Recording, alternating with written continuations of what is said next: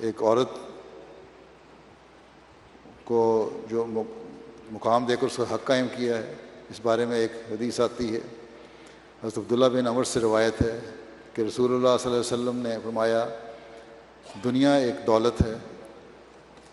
اور عورت کا مقام اس میں بیان فرمایا، اور دنیا کی بہترین دولت نیک عورت ہے۔ پھر ایک روایت میں آتا ہے کہ نبی کریم صلی اللہ علیہ وسلم نے فرمایا تم میں سے بہترین وہ ہے جو اپنے اہل خانہ کے ساتھ اچھا ہے، اور میں تم سب سے اپنے اہل خانہ کے لیے بہترین ہوں۔ پھر مزید فرمایا کہ مومنین میں سے کامل ترین ایمان والے وہ ہیں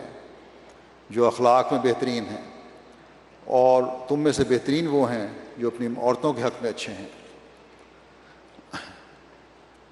پھر گھر میں مدد کے حوالے سے بتایا، حضرت عائشہ رضی اللہ عنہا روایت کرتی ہیں، ان سے پوچھا کہ آپ اپنے گھر میں کیا کیا کرتے تھے حضرت صلی اللہ علیہ وسلم کے بارے میں، تو انہوں نے فرمایا کہ آپ صلی اللہ علیہ وسلم اپنے گھر والوں کے کام کاج میں مدد کرتے تھے، یعنی گھر کے مشکل کاموں میں مدد دیا کرتے تھے۔ جب نماز کا وقت ہوتا تو آپ نماز کے لیے تشریف لے جاتے۔ پھر ایک اور حق قائم فرمایا، رسول اللہ صلی اللہ علیہ وسلم نے فرمایا کہ مومن مرد مومن عورت سے نفرت نہ کرے، اگر اس کی کوئی ایک عادت اسے ناپسند ہوگی تو اس کی دوسری عادت سے وہ خوش ہوگا۔ حضرت مسیح علیہ الصلوۃ والسلام فرماتے ہیں اپنے ایک الہام، حضور رفق فإن الرفق راس الخیرات، فرمایا کہ اس الہام میں تمام جماعت کے لیے تعلیم ہے کہ اپنی بیویوں سے رفق اور نرمی کے ساتھ پیش آویں، وہ ان کی کنیزیں نہیں ہیں، در حقیقت نکاح مرد اور عورت کا باہم ایک معاہدہ ہے، بس کوشش کرو کہ اپنے معاہدے میں دغا باز نہ ٹھہرو۔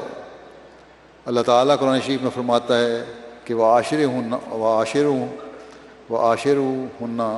بالمعروف، یعنی اپنی بیویوں کے ساتھ نیک سلوک کے ساتھ زندگی بسر کرو۔ اور حدیث میں ہے کہ خیرکم